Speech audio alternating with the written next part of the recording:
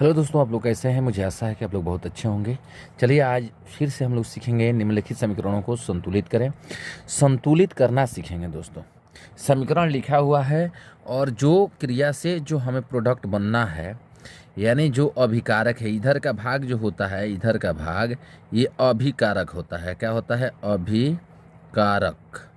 ठीक है, अभिकारक होता है। इधर के प्रतिफल या उत्पाद, ठीक है, ये हो जाता है प्रतिफल या उत्पाद। ठीक है दोस्तों, तो इसको हम लोग क्या बोलते हैं? रिएक्टेंट, इसको प्रोडक्ट, इसको रिएक्टेंट, इसको प्रोडक्ट बोलते हैं। और ये SO2 है और H2O है प्लस H2 है, ये तीनों आपस में क्रिया किया है, तब हमें क्या मिला है? H2SO4 plus HI। पहले साधारण भाषा में सीख लीजिएगा, उसके बाद से करना, नाम जानना सब आसान होने लगेगा। ये सल्फर डाइऑक्साइड है, ये जल है, हाइड्रोजन ऑक्साइड है और ये आयोडाइड है। ठीक है, यानी आयोडीन है, अणु के रूप में है।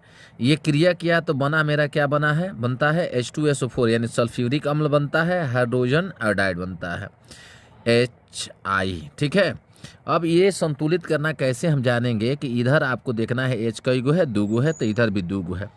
यानी दोनों तीर के निशान के दोनों तरफ जितने भिन्न भिन्न तत्व हैं, दोनों तरफ सब बराबर होना चाहिए। जब बराबर हो जाएगा तो समझिए कि समीकरण संतुलित हो जाएगा। लेकिन ये जरूर याद रहे कि जो प्रोडक्ट हमारा बना है, वो जो बनने वाला है वही आपको लिखना है। कुछ भी आप लिख देंगे तो गलत हो जाएगा। ठीक है, इसके लिए आपको याद रखना पड़ेगा पूरा तत्व। ठीक है, अब यहाँ देखिए क्रिया करके हमारा बना H2SO4 प्लस HI। अब देखना है SO4, एस कई गो है? तो आपका एगो है, कोई दिक्कत नहीं। H2 2 है, कोई दिक्कत नहीं। I 2 बार है, तो हम I 2 बार है तो यहाँ हम I लगा सकते हैं कि नहीं लगा सकते हैं? लगा सकते हैं। यहाँ 2 बार लगा सकते हैं, 2 लगा देंगे, I 2 बार हो गया, 2 मांग ही रहा है, यहाँ कोई दिक्कत नहीं है। H 2 बार हुआ और 2 बार यहाँ हुआ, 4 बार हुआ, मतलब H 4 को चाहिए, जबकि यहाँ कितना है? 2 है, तो यहाँ हम 4 लगा देंगे, 2 लगा देंगे। 2 लगा कर देंगे तो 2 दूना 4 हो जाएगा। ऑक्सीजन का हो गया 2 और 2, 2 ये हो गया और 2 यहाँ हो गया, 4 हो गया, तो यहाँ 4 हो गया। सल्फर एगो है। ठीक है, ये संतुलित हो गया, क्योंकि हाइड्रोजन हमें कितना चाहिए? 2 गो यहाँ और 2 गो यहाँ, 4 गो यहाँ, 2 दूना 4 गो हो गया। आयोडीन का चाहिए था 2 गो, यहाँ 2 गो है। ठीक है, अगला प्रश्न देखिएगा, ये संतुलित हो गया, कोई दिक्कत नहीं है। आप देख लीजिए, गुणा कर दिए हैं उससे।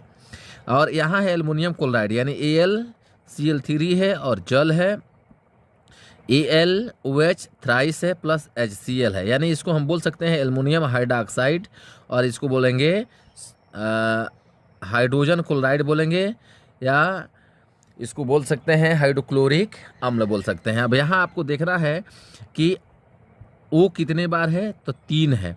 पहले हम यहाँ देखेंगे एल्युमिनियम एगो है, तो एगो है, ठीक है, चलेगा। क्लोरीन 3 गो है, यहाँ आपका कई गो है? एगो है, तब संभव नहीं ना है। यहाँ 3 गो है तो यहाँ भी हम 3 कर देंगे, तो 3 गो क्लोरीन हो गया, तो ये हमारा काम तो निकल गया।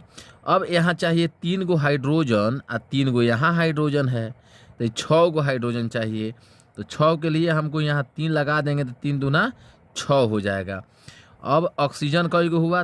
3 गो इधर हुआ और यहाँ से 3 गो यहाँ हो गया, और ये हमारा क्या हो गया बाबू? संतुलित हो गया। ये भी हो गया आपका, कोई दिक्कत नहीं। अब चलिए 3 नंबर में चलिए, ये है सोडियम सल्फेट। कार्बन की उपस्थिति में ये मिलकर क्या बनाता है, यानी कार्बन से क्रिया करके क्या बनाता है? Na2S plus CO।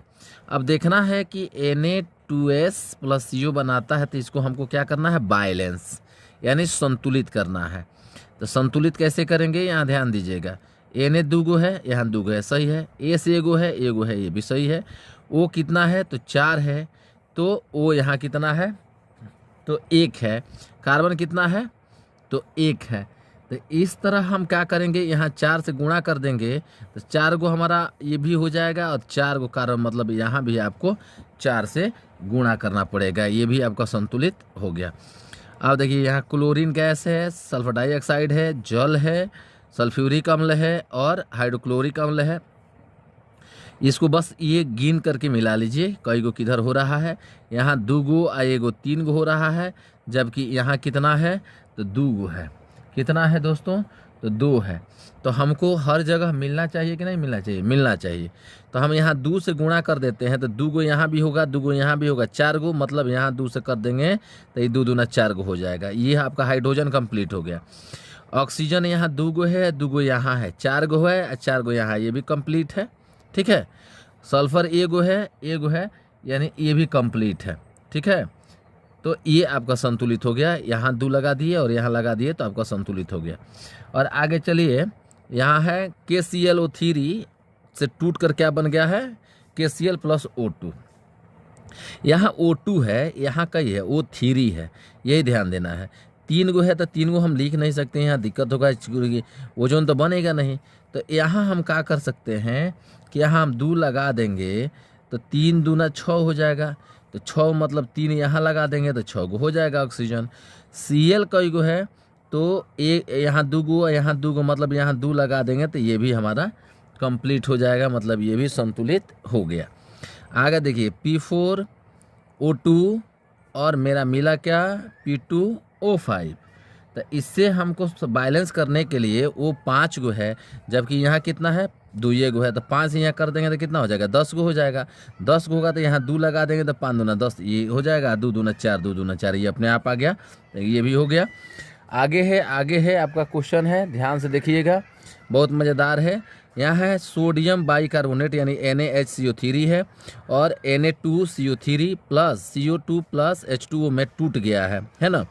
तो यहाँ हाइड्रोजन कई गो है 2 बार है, यहाँ कई बार है 1 बार है।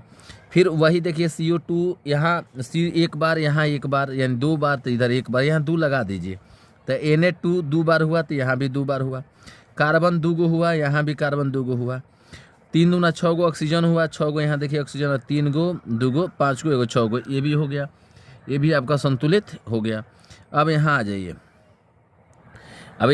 तो ये भी और आसान है। ये Ca और HCO3 ट्वाइस है और यहाँ है CaCO3 कैल्शियम कार्बोनेट जिसको बोलते हैं, यहाँ CO2 है प्लस H2O है दोस्तों। अब ये टूट गया है, वियोजन अभिक्रिया इसको बोल देते हैं, ये टूटा हुआ है। तो इसको हम लोग कैसे बनाएंगे ये जानिए, बैलेंस करिए। तो यहाँ आपको CO3 कितना बार है, यहाँ क्लोरीन कैल्शियम 1 बार है, कार्बन 2 बार है तो 2 बार है, 3 दूना 6 गो है ऑक्सीजन, तो 3 और 2 5 1 6 गो है। उसके बाद H कई गो है तो 2 गो है, मतलब ये संतुलित है, इसमें कुछ छेड़छाड़ नहीं करना है। चलिए आज तक इतना ही, फिर अगले वीडियो में मिलेंगे।